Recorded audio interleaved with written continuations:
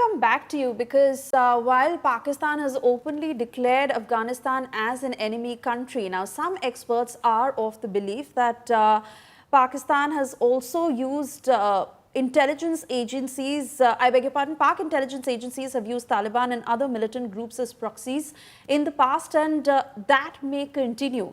Now, while Mr. Sareen was speaking to me a short while ago and he did not agree, how valid are these fears? So these fears always remain, Swesha, that Pakistan and its ISI will always try and use, and it has been a long-standing desire of Pakistan to use Afghanistan and its territory as their strategic depth. And what do they mean by the strategic depth? That they should have a favorable government there. They should be having it as a, they wanted to use it as their backyard. But it didn't happen that way. And if you see, if they have lost the case on Taliban, then they can't be friendly with any administration of Afghanistan because Taliban have long got their refuge during the war on terror by US in Pakistan. And at that period of time, Pakistan is to an extent, Pakistan is right that they gave refuge to these Taliban, many of the Taliban leaders. But the fact remains that they cannot be, the sovereignty of Afghanistan cannot be compromised by Taliban. And if Pakistan's expectation was so, then definitely they are not going to get the benefit what they are looking at. And that's why the frustration is aired by the Pakistani Defense Minister Khwaja Asif. You heard him saying that they cannot be like, untrue to us. They cannot be disloyal to us because we have given them so many things and we are still giving them. But what has happened?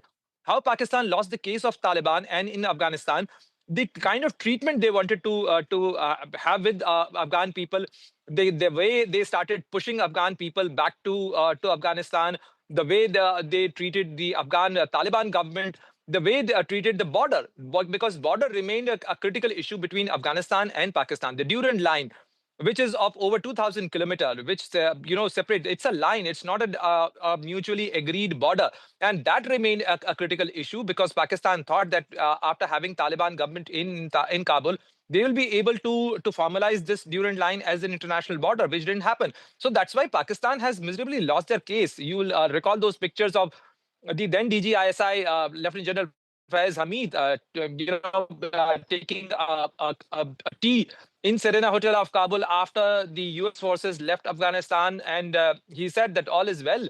They wanted to show the picture that now the Afghan government will be subservient to them, which didn't happen. And now Pakistan is accusing Afghanistan for harboring terrorism, for harboring the inimical groups, inimical to Pakistan, and TTP especially, which is not the case because if you see the maximum area of influence for the TTP is the Khyber Pakhtunkhwa province of Pakistan.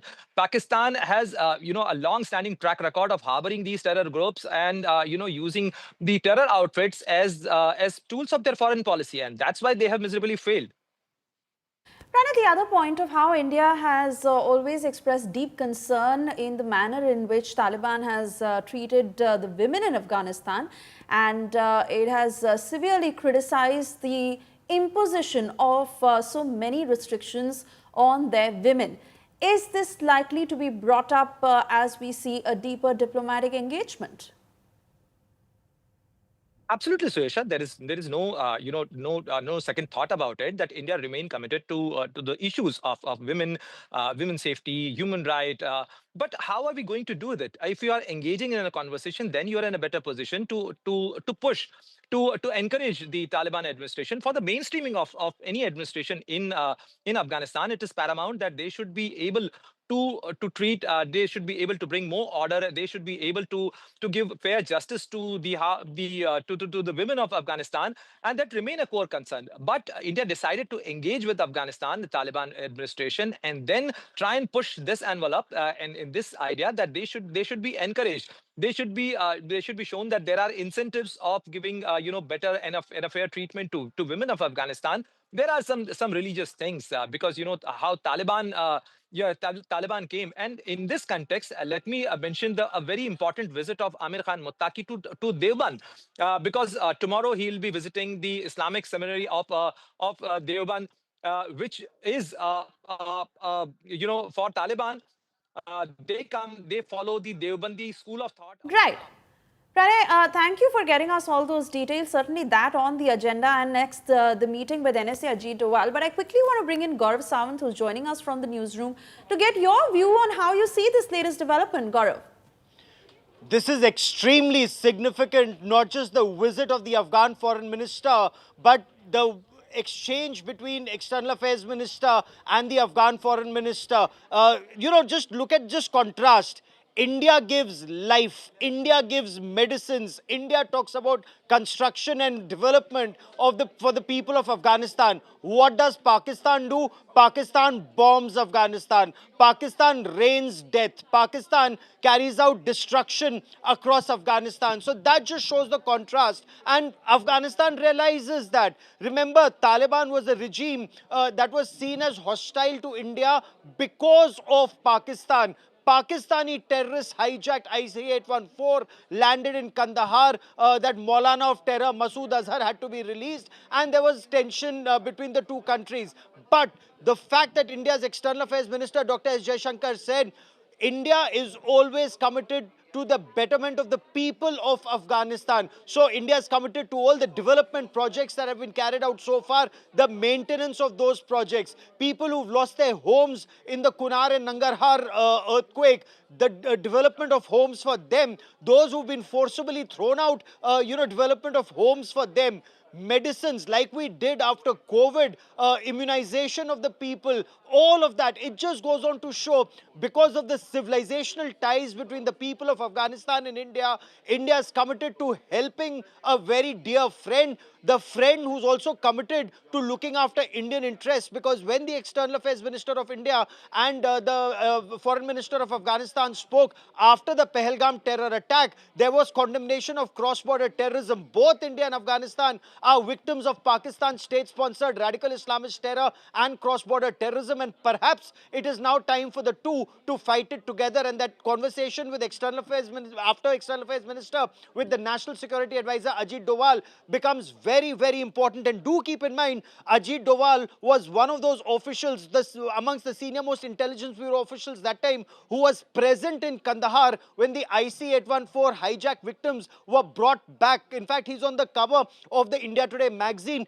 and you should hear him talk about how that negotiation took place and how the passengers on board IC-814 were brought back to India when Pakistan wanted to ensure there was death and destruction. But those passengers on board, except for the one who was killed by the Pakistani terrorists, Rupan Katyal, if I remember the name correctly, Katyal, except them, everyone else came back. And it just goes on to show India and Afghanistan now are working for closer partnership. Oh yes, absolutely, Gaurav. And again, the strikes in Afghanistan clearly indicating how spooked Pakistan is. This is being looked at as a clear strategic move. And of course, experts also warning India that full recognition should not be extended unless and until the UN does so. But largely, this diplomatic engagement benefiting both the countries, and the way in which it will pan out is what we are watching out for. Oh, you're absolutely right. The fact that India has upgraded its technical mission to an embassy in Afghanistan goes on to show that India is committed to development assistance for the people of Afghanistan. This is a very important step that's being taken. A lot of people say that India, should ensure that it only does what others do. But do keep in mind, India has to look after Indian national interests first. India should not look at any country from the prism of a third country in this situation. Now, Afghanistan and India are neighbors, and where borders meet, it's only because of Pakistan-occupied Jammu and Kashmir, including Gilgit-Baltistan, that Indian territory is in illegal control of Pakistan. So a contiguous neighbor, India and Afghanistan, have to act together very closely for the benefit of both our countries, for the benefit of the people of Afghanistan and the benefit of people of India. And you know, this Pakistan's two-nation theory, where they say Hindus and Muslims cannot peacefully coexist, the spiel that is given out by Mullah Asim Munir, the Field Marshal of Pakistan. Right. Just look at the fact India and Afghanistan so close together, and Pakistan spreading terror even in Afghanistan. His two-nation theory collapses right there.